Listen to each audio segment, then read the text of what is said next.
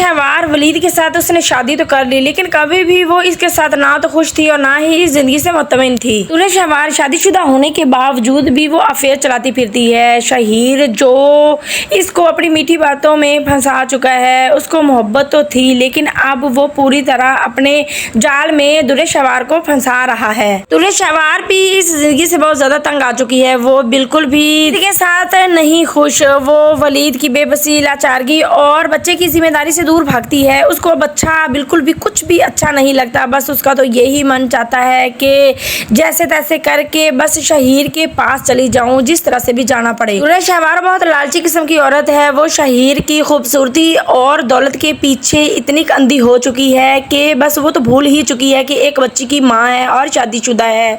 वो अब रोजाना की मुलाकातें करने लगे है शहीर से, कभी शॉपिंग मॉल में तो कभी डिनर पर तो कभी वो अपने हनीमून तक भी उसके साथ अब मुलाकातें करने लग गई है। इसकी मुलाकातें अरूज पर है। दुल्हन शहवार की रात दिन के राबते, फोन पे बातें, बहुत ज्यादा ये मोहब्बत में अंधी हो चुकी है। अपनी बेटी दुआ की भी अब तो फिक्र नहीं है और जब भी वलीद ये देखता है कि इसको तो अपनी बेटी की भी फिक्र नहीं तो उसका दिल बहुत ज्यादा दुखी होता है।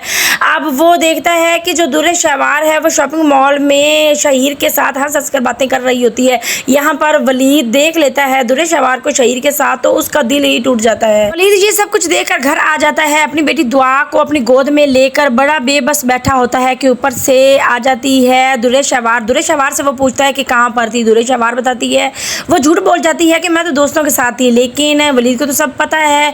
उसका दिल और ज्यादा टूट जाता है कि किस तरह से मुझसे झूठ बोल रही है। दुल्हन शहवार शहीर की मोहब्बत में इतनी मुब्तला हो चुकी है कि उसको तो अपनी बेटी की कोई फिक्र नहीं, ना ही जिम्मेदारी उठा रही है। वलीद को बहुत ज्यादा दुख हो रहा है ये सब कुछ भी देखकर। दुल्हन शहवार को खुश करने के लिए वलीद पता नहीं क्या क्या बेचारा करता आ रहा है। एक दिन तो वलीद मुंह चढ़कर दुल्हन शहवार को कह ही देगा कि तुम मुझसे चीटिंग कर रही हो, तुम्हें जरा भी शर्म नहीं आई, तुम्हारे लिए मैंने क्या कुछ नहीं किया और तुम्हें जरा भी मेरी फिक्र नहीं और इस चीज का एहसास नहीं, तुम किसी और मर्द के साथ अय्याशियां करती फिरती हो। वलीद की ये बातें सुनकर तो दुल्हन शहवार घर ही छोड़कर अपने माँ बाप के पास चली जाएगी। जैसे ही वो घर जाएगी देखेगी कि जो आयमा है वो तो सबके साथ हंसी मजाक घुल मिल गई है और बड़े इखलाक के साथ सबके साथ पेश आने लग गई है। सब ही उसकी इज्जत करने लग गए हैं। दुल्हन शहवार जैसे ही ये सब कुछ देखती है, दुल्हन शहवार से यहाँ पर ये भी बर्दाश्त नहीं हो रहा होता। यहाँ तो आयमा की इतनी अच्छाई के साथ भी तारीफें करने लग जाती है कि आयमा बहुत अच्छी है, आयमा बड़े अच्छे और आलीशान घर से आई है, लेकिन उसने कभी भी नहीं जिताया हमारी गुर्बत को, ना ही उसने कभी बुरा फील किया है। ये कुछ भी बर्दाश्त नहीं हो रहा होता दुल्हन शहवार से और उसको अपनी गलतियां का भी एहसास हो रहा है कि मैंने घर क्यों छोड़ा, लेकिन उसकी अना और अकड़ इतनी है कि वो पीछे मुड़कर घर भी नहीं जाना चाहती वलीद के साथ। लेकिन दूसरी तरफ दिखाया जा रहा है कि जो शाहीर है वो वादे पे वादे किए जा रहा है दुल्हन शहवार के साथ कि तुम फिक्र मत करो, हम जल्द निकाह कर लेंगे, हम जल्द ही शादी करने वाले हैं।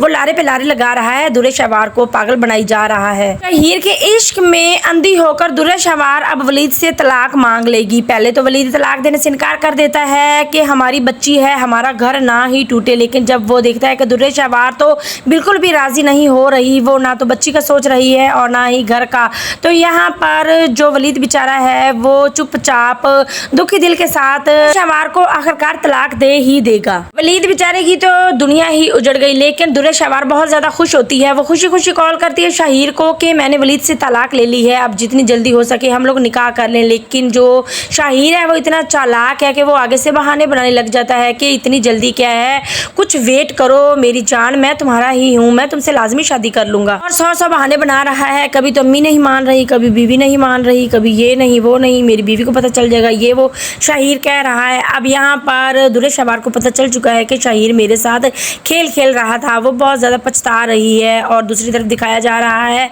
जो वलीद है उसको भी उसके घर वाले समझाते हैं कि मावरा बहुत अच्छी लड़की है, वो आपका ख्याल रख सकती है, आपको भी साथी की ज़रूरत है और दुआ को भी माँ की ज़रूरत। तो हम यही चाहते हैं कि आपके को एक अच्छा हमसफर मिल जाएगा, आप मावरा से शादी कर लें। वलीद भी आखिरकार मजबूर होकर निकाह के लिए हाँ कर ही देता है। अब मावरा और वलीद का निकाह किया जाएगा और इस तरह से वलीद की तो जिंदगी ही संवर जाएगी। वलीद को एक अच्छी बीवी मिल जाएगी, दुआ को एक अच्छी सच्ची मोहब्बत करने वाली माँ मिल जाएगी और इनकी ज़िंदगी तो हंसी खुशी बहुत अच्छे अच्छे से गुजरने लग जाएगी। लेकिन जो दुर्रेशवार है उसको सिवा पछतावे के अब कुछ भी नहीं, पछतावे के आंसू होते हैं और वो पछता रही है कि मैंने कितना बड़ा धोखा खाया और किस तरह से अपनी जिंदगी अपने हाथों से ही बर्बाद कर ली। शाहिर दुर्रेशवार को छोड़कर जा चुका है, अब उसका कोई पता नहीं है वो कहाँ पर है, क्या कर रहा है। लेकिन अब जो दुर्रेशवार है वो अकेली रह गई है, तन्हा, और अब पछता रही है बहुत ज़्यादा। उसके पास अब कोई भी नहीं है और वलीद को और अपनी बच्ची को ही